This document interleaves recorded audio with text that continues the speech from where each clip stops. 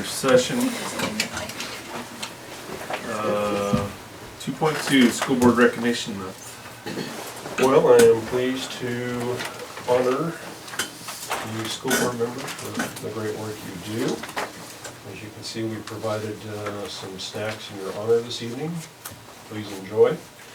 My plate's like half empty. I didn't get dinner tonight. She made me die. And I get to read the Royal Proclamation for the State of Oregon, so I'm going to stand for this because it's, you know, such an auspicious occasion, and so here we go. So, State of Oregon Proclamation, Office of the Governor. Whereas Oregonians rely on public education to ensure a prosperous quality of life, strong economic health for Oregon, and whereas locally elected boards fulfill leadership roles and serve as a conduit through which teachers, parents, businesses, and communities demonstrate the care, creativity, and support that lead to student achievement, and whereas public schools nurture and train diverse student populations to the best of their ability, whatever the resources, to give students the knowledge, skills, and opportunities they need to succeed. And whereas board members build the framework that makes it possible for education organizations to teach Oregon's children, and whereas the committed men and women who serve on the boards of Oregon's 197 school districts, 19 education service districts, and 17 community colleges deserve recognition and thanks for their dedication to the education needs of the people of Oregon. Now therefore, I, Kate Brown, Governor of the State of Oregon, not me, her, hereby proclaim January 2019 to be School Board Recognition Month. In Oregon, encourage all Oregonians to join in this observance. In witness whereof, I hereunto set my hand and cause the Great Seal of Oregon to be affixed done at the Capitol, the City of Salem, the State of Oregon, on this day of October 26th, 2018. So, thank you, Board, for your great work, and everything you do is appreciated. Your volunteerism, your thoughts, your insights, your wisdom, and you're providing a fantastic service for District 7. So on behalf of District 7, thank you. Thank you, Will. Right.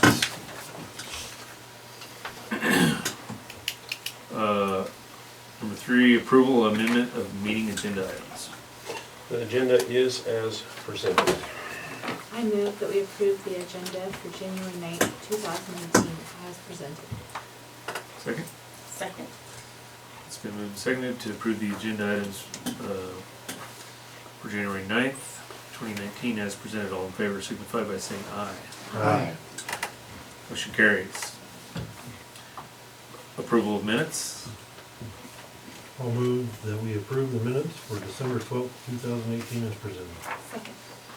Moved and seconded to approve the minutes for December 12th, 2018 as presented. All in favor signify by saying aye. Aye. Motion carries. Correspondence. I have none, Mr. Chair. Public comment. Reports. Yes, December 5th, 6th, and 7th, administrators and I attended the Oregon School Law Conference sponsored by the Confederation of Local School Administrators. We kind of split up and hit the sessions.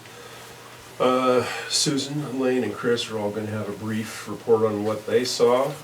And as far as what I attended, I mainly went to the superintendent's pieces, which dealt with what's upcoming in the legislative session this year. And this is the one big thing they presented as the governor's recommended budget. I believe I spoke to it in the last meeting, but this is kind of the detailed cutout. The governor is recommending $8.97 billion plus in the state school fund plus $100 million for PERS. The school improvement fund, $793 million, and to continue Measure 98 funding, $303 million. Our total governor's recommended budget, GRB, is $10.166 billion. I attended a session in Baker City last night. A number of legislators were there. Senator, and we were very lucky to have with Lake County. Finley, who represents Adel and Plush, and Bence, who also represents Adel and Plush. They were part of the meeting, and there was quite a bit of talk in regard to this last night. I don't know, I haven't got the governor as far as the organizations, COSA and OSBA. They met with the governor on this. Their take on it is they're very happy with what they see as far as this budget goes. As far as how it lands in the Oregon State Legislature, that's up for grabs. We don't know how that's going to head or where that's going to head. You have other entities that are going to be competing for these state dollars, human services, capital construction, all those types of things. So they'll be kicking in here pretty quick, and it'll be interesting to see, where this budget goes and how it heads. The other big part of my portion at that conference was related to Senate Bill 1067. That's that insurance opt-out provision. I was very pleased that COSA is getting proactive on that and really going after that. We had a room of probably over 200 superintendents, and I've been really beating the drum on this lately with the various organizations and other superintendents and school districts. And it is just shocking to me that the amount of people that didn't even know about this opt-out provision. When I attended the OSBA convention in November, there's 2 meetings where I brought it up, and the majority of the board members and superintendents sitting in the room were just shell-shocked. They didn't know about it. And I think at this point in time, Jack Thompson and I, they asked us to testify last night, and we testified to this. Even at that meeting, there were people that still are unaware of the Senate Bill 1067 thing. But I'll tell you, it really raised awareness in that room. Jack and I had the politicians coming and talking to us. We had a number of people, board members in that room, who are really concerned about it. One board member in particular is Kevin Cassidy. He is the president of the Oregon School Boards Association. Now, I haven't really heard much from them. I've heard a lot of feedback from COSA. I've heard, OSEA and OEA. I've heard very little feedback from OSBA, and he wants to have more conversations with me in this regard, because I feel like OSBA needs to really generate a little more enthusiasm as far as fighting this, when they come to meet in January. Representative Warner Reschke, I've been having a lot of conversations with him. He is going to introduce legislation immediately his first day, at least trying to hold areas like us, population base of 35,000 or below, hold us harmless from the insurance opt-out provision. I hope he gets that done, because I figure in this district, there's 10 couples in this school district alone that are going to be adversely affected by this horrible provision. So it's gaining momentum, it's gaining conversation. They're inviting all of us superintendents back to Salem, on I think it's sometime late January or February. Jack and I are probably going to load up and go to that and beat the drum again on this thing, because we've got to put it down. If it stays in law, it will officially start on October 1st, 2019. When you think about all the amount of people in this district, and not just in this district, Oregon public employees who are on PEBB as well as OEBB, it's going to affect them too. So anyway, great conversation, and that was the part of the convention that I really gained the most from, were listening to the session on the governor's budget and the Senate Bill 1067 piece that Jack and I are really fighting hard on. So that's my part. Who wants to go next? I'll go. Okay. I'm the greenest of the group, so it was good for me. I attended a couple of the law conversations, and that was a really good review for me. I feel probably most efficient in special ed law and rules and regulations pertaining to special ed. So one of the Hungerfords themselves did that, had that talk, and so that was a good one. There were several that I thought were valuable. I think maybe just one I thought I don't need to be here, maybe I could look for something else. I had a good review of student rights and responsibilities and discipline. And I attended a coaching one about coaching issues and evaluations, and I found that very valuable as well. I took some pretty copious notes, helps me concentrate, but if I go over them, then it's even more helpful afterwards. So I need to do that for a couple of these. There was a short review of our PACE threat assessment. That was a training that several of us attended in Klamath Falls. with our threat assessment model and our level 1 and level 2 protocol. Bullying harassment as well, and my favorite, how not to get fired from your admin job. So that was interesting. There were some fun topics to discuss, but being my first law conference, I tried to go in Idaho and it didn't work out.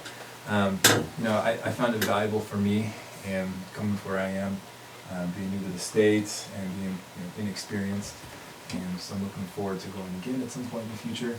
I don't know of any of my counterparts on the SCL, any other ADs, VPs that went. Didn't make any contacts per se while there, but I had lots of good conversations with Will and Susan and Wayne and Jack too. So. This was all in Baker. Well, I've kind of two topics. This was in Eugene, Okay. and kind of Sorry. 1067 segued from Eugene over to Baker, so. Okay. One was last month and one was last month. Yeah. I know why that nobody from the SCL went to Baker. It's too far. So I did 2 on discipline, dismissal of employees.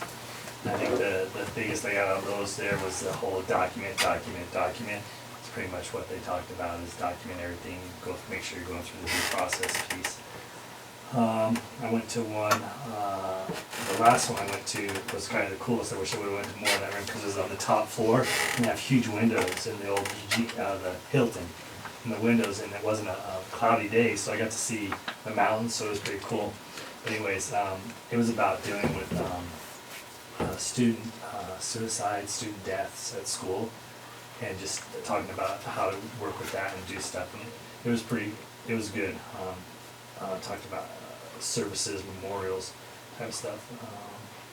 And then probably the best one I went to that kind of rang home to me, but it was like too late type of deal, was the new director to TSPC. It's TSPC in Oregon, right? I sometimes say PTSB, which is somewhere else. But anyways, TSPC, he's a new guy and he had a lot of energy, and he, without directly saying it, said we need to fix what's going on here. And the main thing he talked about was the administrative process to stay licensed in the state of Oregon. Because they do what's called the IAL, which is I think it's like a 24, 26 credit program, your master's in ed leadership. And then you have a 9-year window to go get your CAL, which is another 2-year, 27 credit program that you have to go back and get. And when I got my IAL, I think I was a principal for 3 or 4 years. And I go, well, I'm gonna wait just a little bit longer and then I'll go get it. I moved to Wyoming, and Wyoming didn't make principals do anything. They just had to do seat hours of trainings to renew their license every year. So unfortunately, my year 9 window ended up last year when I moved back here.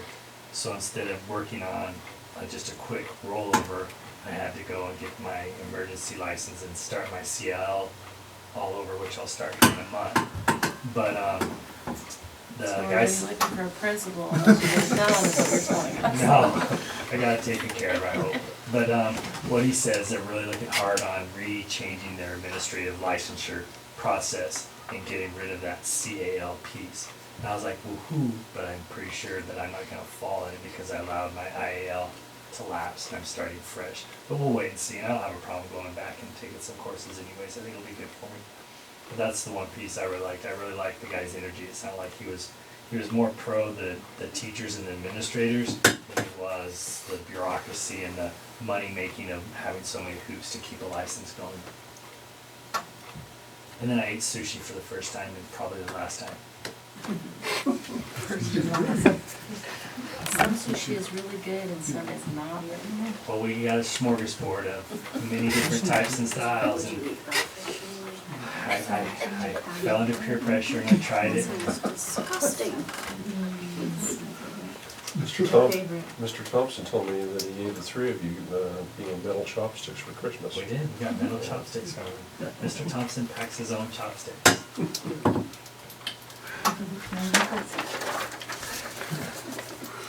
Anyways, but thank you for the opportunity. It was a good conference.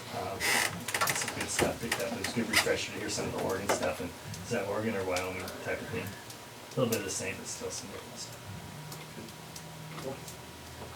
I appreciated Lonnie and Brandy and the rest of the crew back here holding down the fort so that we could go, because we're such a new administrative team. We got to spend some time together in July, but I really appreciated the opportunity to go here and then after the session sit down and hash out what that meant in our districts. And I always appreciate that because it's kind of just been Will and I going for the last 3 or 4 years. But I sat in the same session that Lane did about licensure, and I was like, ooh, I'm going to hurry up and finish up real quick.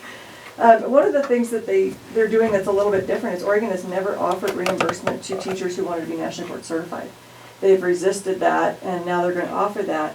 And the board certification, I don't know how valuable it really is as far as paper and pay scales, but it does force teachers to video their work and critique it. And that's a plus out of that program. And I consoled Mr. Stratton as we went through the TSPC stuff. And then I went to public records session with Jeff, and the experience is really more bigger schools where they're having to put together fee schedules and put those up front for copying, for releasing information, for records. We absorb that cost and copy records pretty frequently because we just don't do as much of it as some of these bigger districts. And they just talked a little bit about the timeline for that in that session. And then I went to bullying and harassment with Kelly Knorr, and she's just a great presenter and very knowledgeable. And visited with her a little bit afterwards, but some of the ahas for that were the increasing amount of liability that school districts are incurring if a student feels powerless to report harassment and bullying, whether it's student to student and we aren't picking up on it, or staff to student. If we have a staff member that's doing some bullying and harassment and something happens and that kiddo didn't even feel powerful enough to report because of the situation they were in, we can have some liability for that. Kelly's recommendation was that our website and our handbooks are very clear and post our policy for bullying and harassment. So we might want to think about, just making sure that's real clear. We have our policy in there, but just, we don't have it on the website unless it's under policy, but we might think about that.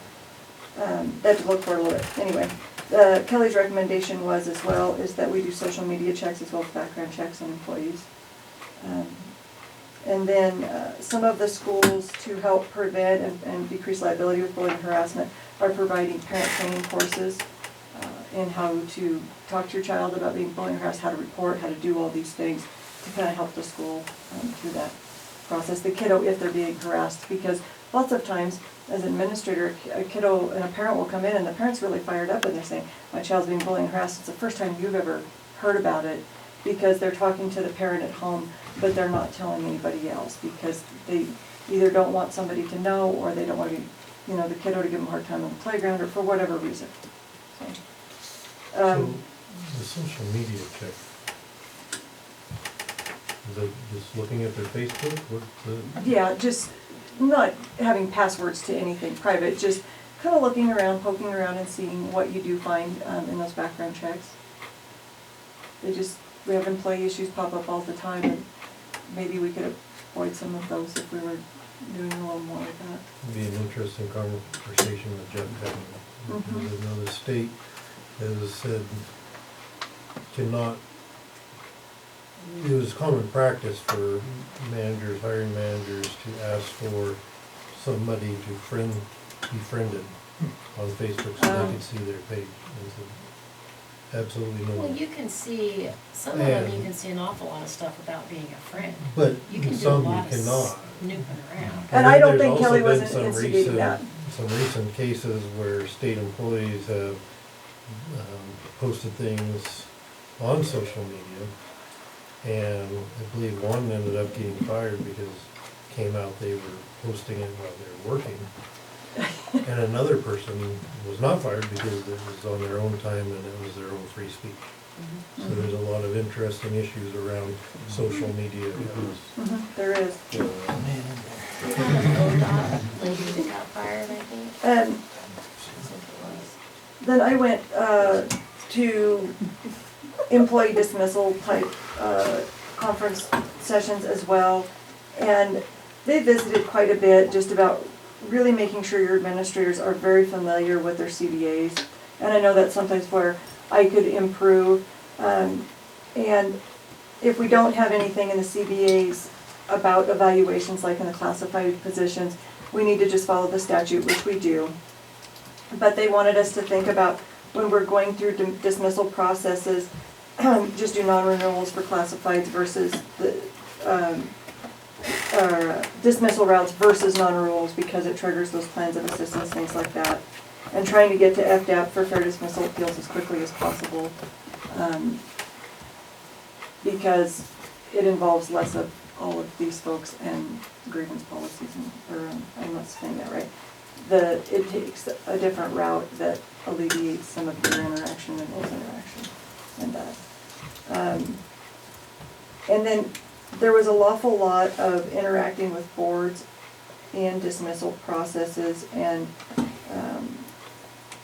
your roles, and trying to understand what your roles were and where those boundaries were. And that was helpful for me as well, because I didn't always recognize what those roles should be maybe. And I think that's about it. I went over a day early, and we can save this for another time in the interest of brevity for Mr. Cahill, so be brief. And visited a bunch of elementary schools and the central office at Denham Pine School Districts, because I need to make some shifts in how we're approaching behavioral issues at the elementary school. We don't always have the resources we need for some of our behavioral issues that are pretty severe, and I needed to figure out what we're going to do with that. So I went and did some visiting. I'd be happy to do a report if you're interested at another meeting. So. Thanks. Sounds to me like all three of you hit some pretty pertinent, timely topics there that are, at one point or another, you've been affected by some of those things too. So. Any other comments? Any other reports? Nope. Okay. 8, old business. There is none, Mr. Chair. 9, new business. Now, this is a required by law thing we do every year, and it's the Division 22 standards, which is on page 54 in your computer program there. Basically what it is, it's a complete list that we go through and we review policy and make sure that we are in compliance with it. Basically what I have done, I have incorporated the administrators into it to look over, these specific standards. Here they all are, many, and they have reviewed what is present in their buildings. I've reviewed the policies of the district, and I can officially report, because this is an official community report, that Lake County School District number 7 is in full compliance with all the Division 22 standards. There's a lot of them there. If there's any more you want to pull out or piecemeal and ask a question about, I'd be happy to entertain a question, but the long and short of it is we're in compliance with the Division 22 standards. If I recall, there was one that didn't have a rating. Kindergarten assessor. Did we not get that checked? Because we do the kindergarten assessment. That's just an oversight. We do the kindergarten assessment, so that's a miss on our part. So we'll make sure that's checked, because we do that every fall. Thank you for catching that. Yeah. Good. So we'll entertain a motion to accept. I move to approve the 2018-19 Division 22 Standards Report to the community as presented. Second. It's been moved and seconded to approve the 2018-19 Division 22 Standards Report to the community as presented. All in favor, signify by saying aye. Aye. Motion carries. Any other new business? I have it, Mr. Chair. Consent agenda. Is as presented, Mr. Chair.